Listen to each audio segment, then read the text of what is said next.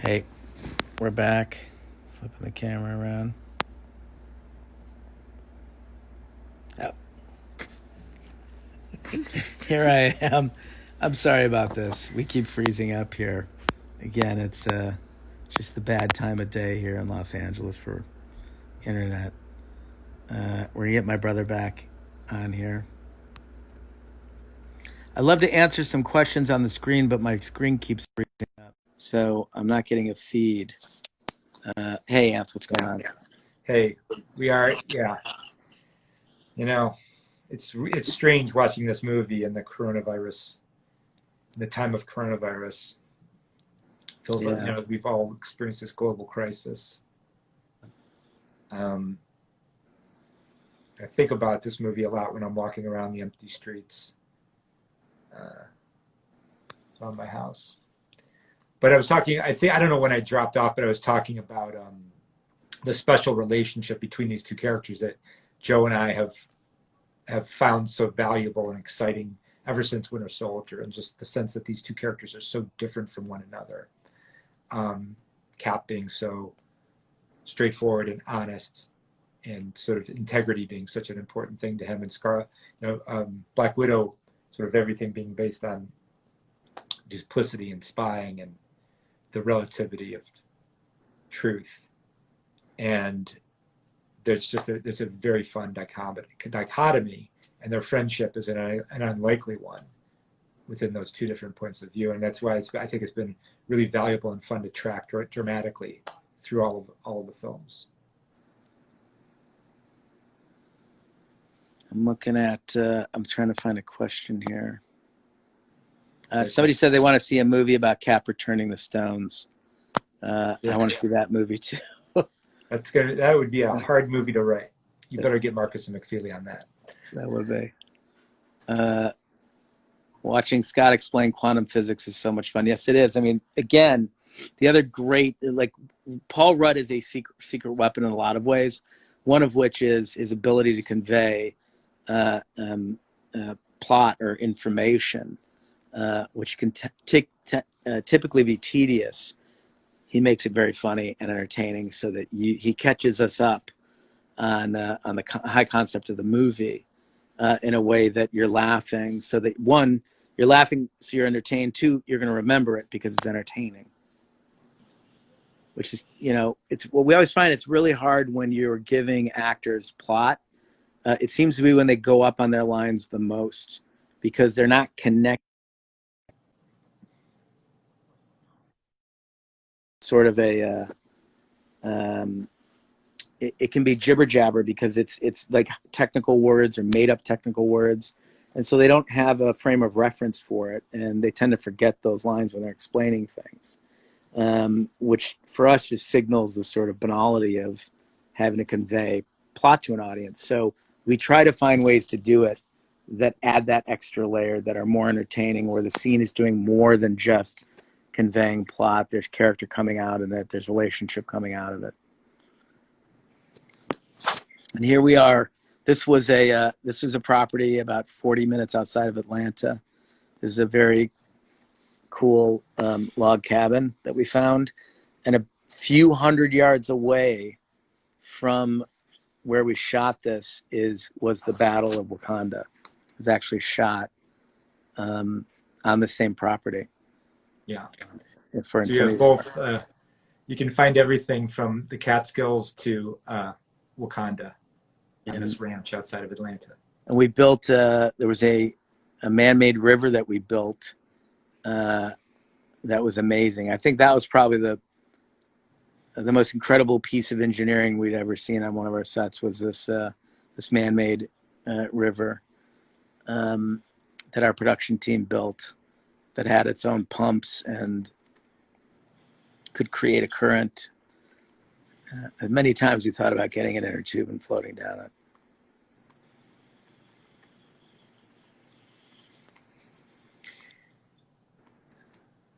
Yeah, just thinking about Robert as an actor, and just I mean, this little girl was a wonderful actor, but she's young and it's difficult. And it makes it a lot easier on directors when you have an actor like Robert basically directing her through the scene as he's performing with her.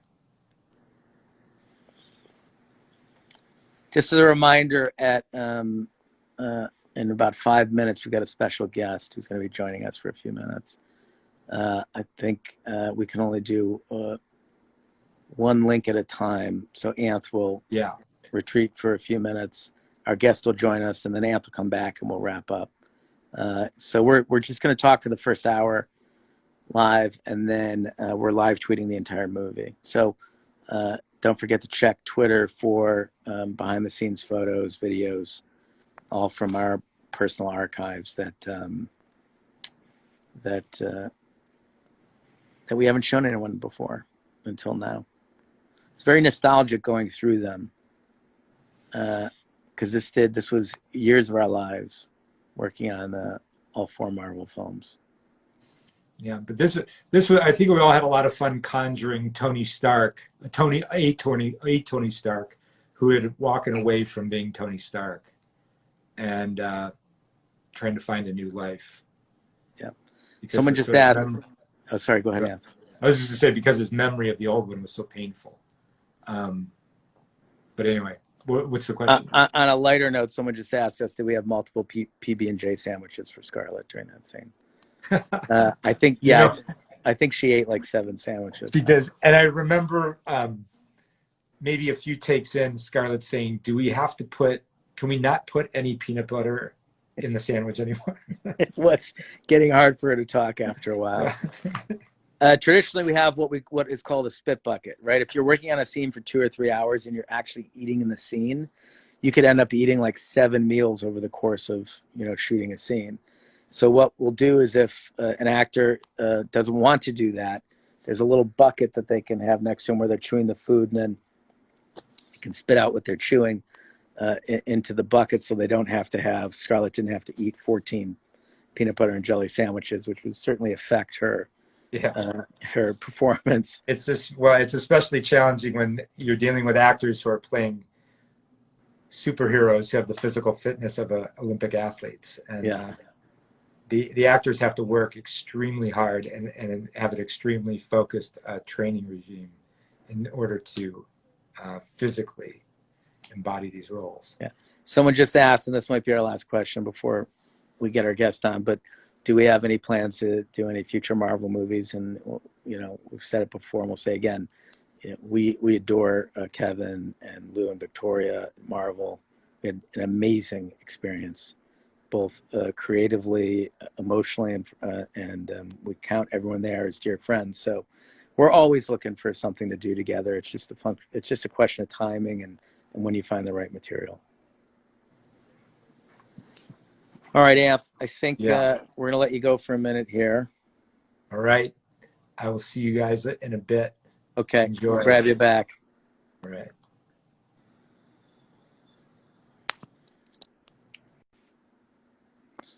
All right. I'll keep going here. I'm going to look for some questions. Sorry. Sophie's trying to find our guest so we can link them up. And I'm trying to read some questions. By the way, here's another cameo from my last kid, who's actually sitting over there. It's my daughter Leah, who's in the scene with her cousins. The smallest one is Aunt's boy, Julian, and that is our nephew Augie. So again, we like to make these things family affairs. When you spend years of your lives working on projects like this, you have to find a way that it has fulfillment for everyone else around you. Otherwise, it can be alienating to the people who love you most, and we don't want that to happen. So let's see. Do we get it? Yep. Our special guest coming on any second here. Oh, there he is. Roberto. Hello, gorgeous George. How are you, sir? Great. How's it going? Good, really good. We had some technical difficulties earlier. I feel bad. It's this internet in LA is overloaded right now. But how mysterious. Yes, I saw you froze face while Anthony seemingly had zero issues at all. Yes, I looked like I was sucking a lemon, and he was. He had all the poise. We're just coming to this part in the movie, Robert. You're now walking around the table talking about solving time travel. Yes. And our young madam is going to show up here in a second. Oh, good. Do you want to talk a little bit? I know you've talked about it before, but you want to talk a little bit about I Love You 3000, which is coming up in a minute? Yeah. Well, I mean, first of all, I love how this scene, it was just something that was on the call sheet when he figures out time travel. And at that point in the shoot, we were all just like, yeah, that's easy. Something will come up on the screen. I'll do a thing or whatever. But I thought that was a lovely scene. And without that scene, the Love You 3000 one kind of wouldn't be as poignant. Right. And this is an improv, I Love You 3000, right? Or something you recommended for the script. It might have been in one of our Sunday sessions. Yeah, I just know it was something that I think my now 8-year-old used to say to me, and a lot of kids say it, it's before they can quantify love, they just think of the biggest number they know, and it's usually like 2,000 or 3,000 and whatever, and it turned out to be really significant. But all the stuff in this movie was about us really starting to bring our own experience these many years into these characters and the epic sojourn. Well, we always talk about that, having emotional ownership over what you're working on. The more emotion you bring to it, then the more it resonates with you as a performer or an artist or creative working on it. You do better work because you're connected to it. Probably, yeah. And Know? look, after 20 plus movies, we, the audience, our cast and crew, the whole planet was kind of in this resonance with each other, and it was all leading up to this finale, Right. So, I mean, I remember it so fondly. We were definitely, as you were saying, looking to stick the landing, and this was just one of those days that felt like just another day in the shoot, but we know when there's important days, you're like, all right, this one kind of has to work, or Act 3 isn't as meaningful, Right. The focus that would come to those days would be significant, right? Like we spent a lot of time talking about your death scene. And that was something that maybe we talked about for well over a year or two.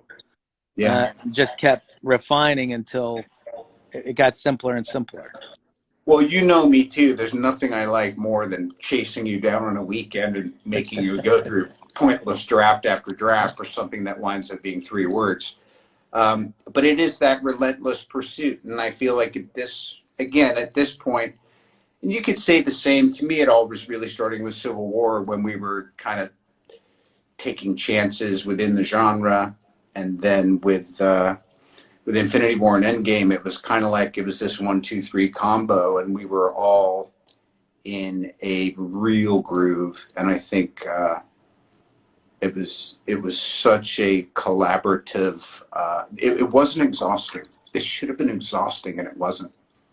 Well, that's a great point, because this group, the chemistry between this group was incredible, and it's rare. And I talk about this a lot. It's rare to be able to work on a project in our business where you're with people for a decade, or the better part of a decade.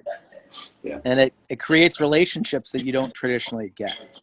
Yes, it creates a kind of relationship where I give myself a little haircut, because I know you asked if I would do this today. And I was looking all over the house for where to go. I'm in the bathroom, and it's balancing on a toilet seat right now, because I was looking for an appropriate frame to match your lovely gray background. My background, I didn't put a ton of thought into this one. I was upstairs. It's like you said, though. Yeah, it was that desire. We all wanted to get in where we fit in. We all wanted to make you proud. We all wanted Kevin to know that we understood the gravity of what we were doing. And even though we're effing around half the time, I'd say 49% of the time, this was a real quality 51%. Yeah, we would certainly lock in. And there were many conversations had when, like you said, when you would lock in. There were lunches, there were Sundays, This is it's a 24/7 commitment Yeah. for a year straight Yeah. to pull it off, because the clock is ticking constantly. Oh, come And on, dude. And look, at this point in the shoot, as is well documented, you and your dear brother were, I mean, it was like doing a push-up contest after a marathon. yeah. And there's something about that when you lead from the front, the way you two did, you're kind of like, well, then I got to be working weekends and I got to put my best foot forward too. So again, I commend you. It's why we stayed so close to this day. It's why I love your family. It's why I'm talking to you, whether we got business to do or not, because we've forged that bond. Well, same, sir. Right. Thanks. And that's that. Is that a good spot to end it? Whatever you want. Yeah. I mean, How long do you want to hang out for? I'll keep you here forever. until someone needs to use this toilet. All right, good. I've got you. That was Yeah, well, let's say touching... 5 more minutes. You know me. I like to offer the world and then start creating boundaries. And then dial it back. That was a very touching speech, by the way. And it is true. It's like we all know you have one shot at this. And I think we all know how fortunate we were to be working on something that had this kind of attention and and could pull audiences the way that these projects did. And I know I sent you some of the clips early on of audiences reacting to the moments in the movie. And it's just so rare to be part of something like that, where a theater is almost behaving like a rock concert. Oh, yeah. And look, I mean, speaking of cultural stuff, not to drop names, but I was talking to Paul Thomas Anderson the other day, and I think he said that he was going back and YouTubing early screening audience reactions to this just because he wanted to remind himself of the power of cinema. And this is arguably, one of our greatest American filmmakers ever. So it was one of those things that continues to really, it transcends taste and just becomes this thing that we all know is super significant. And nowadays, this uniting against a common challenge thing, I mean, come on, it's become ridiculously poignant. Well, it's without question. I think that's the most significant aspect of it is these stories of their ability to unite people globally, which is there's a rare amount of things that can do that aren't tragic. Yeah. Where are we at in the movie now? What scene is it? We are at, this is you. Here, I'm going to show you. Oh. Can you see it? Oh, man. Oh, man. Yeah. This was another one of those. I mean, there were a lot of days where we had to lock in on this one, right? Oh, yeah. To me, it was all about when you'd set up the shot and I said, no, I got to pass him and then back up. And you're like, all right, reframe. Yeah, you're right. We can't just do another Tony Stark pull-up. But again, I hand this one to Chris Evans. I hand it to Chris. It was all about him forgiving me for not forgiving him so we can start getting ready to, who knows, maybe throw in the towel for whatever we got to do. And it wasn't just the idea of burying the hatchet. It was burying the hatchet and taking up the cross together. So it was a complex scene. Of course, it was Atlanta and it was hot and all that. But I remember some of the hardest stuff. I don't know. You made it easy. Is resentment is corrosive? Is that a Robert? I'm sure it's some mental health phrase that's been tossed at me here and there. Yeah. Well, for me, it became, every time I heard it, I was like, well, that's so emblematic of the relationship. So, that's the the value of a Downey improv. Yes. My eyesight at middle age now, officially, even mid-50s, is failing, but I can see all these little dots and hearts and stuff and love and all that coming up. Yeah. And, we were so fortunate to be these big-hearted apex predators with this franchise. And it's one of those things you can't express enough gratitude for it. No, you can't. And it is, and it's great to have everyone on here watching and participating. And can you believe it's been a year? It feels like a lot. Well, yeah, a lot has happened. All time is very strange right now. There's like Yeah. cycles within cycles, but it's been fantastic. All the allotted introspection, and I won't say why, but I had an occasion to be interfacing with the other five of the original six Avengers just a few days ago, and after we all kind of hung up off whatever our Zoom like call was, I just got this just wave of all that. And yeah, and then it did feel like about a year ago, but you know, it was years leading up to it. It felt like it was a year to do it and finish it and get it out. And I'm sure for you, it feels like a year ago you worked for 1,000 years straight. It did. Although I would say that it feels like you go to summer camp and then they yank it away from you. Because Yeah. we do have a lot of fun working these things together. Everybody has a lot of fun. You get real close to each other, and then you miss it. Yeah. You know, Yeah. maybe we'll all have to do it again someday. Well, you know, the people will they will move us towards what they want. Yeah. By the way, we just got a hello from Turkmenistan, which I think is really, Oh wow. yes.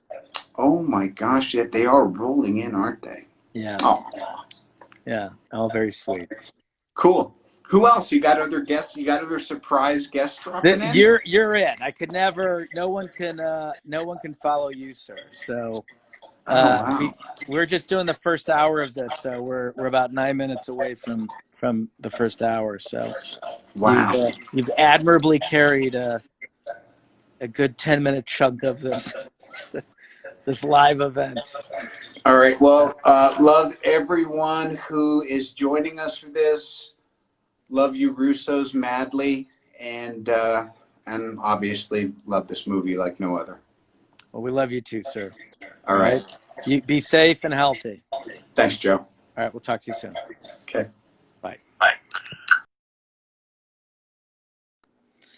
All right. I'm going to pull my brother back here so we can wrap up a little bit. And again, we do want to thank all of you for joining. We really appreciate it.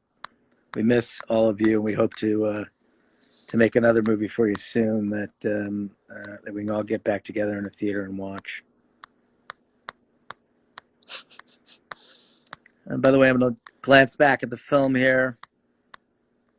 I think Hemsworth is incredible in this scene. This is one of my favorite scenes in the movie. I'm talking about the scene where they come to get him, where Smart Hulk comes to get him with Rocket. It is so difficult to be funny and sad at the same time. It's the hardest acting you can do. And he pulls it off in spades.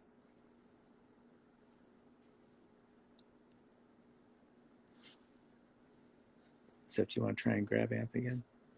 Yeah.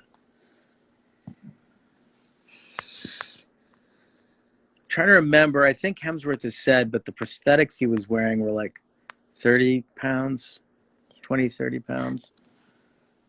Oh, hey, Anth. How are you? We're just talking about Hemsworth. Yeah. And how sublime he is. Yeah, he's at playing this version of Thor. It was fun watching you and Robert talk. And what you're saying made me think of, yeah, I can't just the idea of getting back in the theaters with people is like a really strong desire.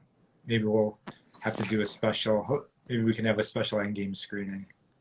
That's a great idea. We'd love to, again, like just anything that, keeps us thinking towards the future and working hard to help everyone get past this and, maybe revaluing the things we take for granted and the ability just for all of us to be together in a space is something that we'll have a better perspective on moving forward. Yeah. But to your point about Chris Hemsworth, this bodysuit that he's wearing to transform his body weighs 70 pounds. So he's with 70. All right, I understood it. I think I said it was like 20 or 30. So 70 pounds. Really heavy, yeah. Yeah. I remember he was having back problems by the end of the shoot, and that certainly might have been the cause of it. This was a oneer that we conceived with Renner. It's tricky when you're working on a movie of this scale that's this dense to indulge stylistic flourishes for a long period of time, because there's so much storytelling that needs to be packed into the runtime. But this was one that we just felt was really important for the introduction of his character, and to get a sense of who he had become, and live in that for a few minutes to understand how violent he'd become and how self-destructive. And we thought that a oneer was the best way to capture that. Well, it actually, like to your point, it helped us. The stylistic choice backed up this idea that Hawkeye was in a very different place from everybody else. You know, it's sort of the language of the film changes here as we catch up with his story. I think that creates puts him off by himself in a good and way. This is a street in Atlanta, by the way. Our art department's incredible. I think if you check out Twitter, you'll get to see a photo or a video of me walking the street the day we shot this. A lot of times, what Anthony and I will do is just get out our iPhones and walk around set and look for angles and conceive shots. We tend to have a loose idea of what it is that we want to execute when we go to set, but we've learned over our many years in the business that you don't want to limit yourself from the inspiration that'll come from the actors and from the location itself when you're actually physically there in the space and they're playing with props and moving around, and you know, your director of photography's ideas, your camera operator's ideas, everything needs to come together in order to make the best film. And in those moments, you need to be super available. So we will have a loose idea of what it is we want to do, and then invite everyone into the process, hear all ideas, and then Anthony and I will usually adjourn to a corner and come up with a game plan or a plan of attack of how we want to execute. Obviously, a oneer like this is something that needs to be well planned, and I think we spent a day or two rehearsing this prior to shooting it. But that's not typical for how we like to work.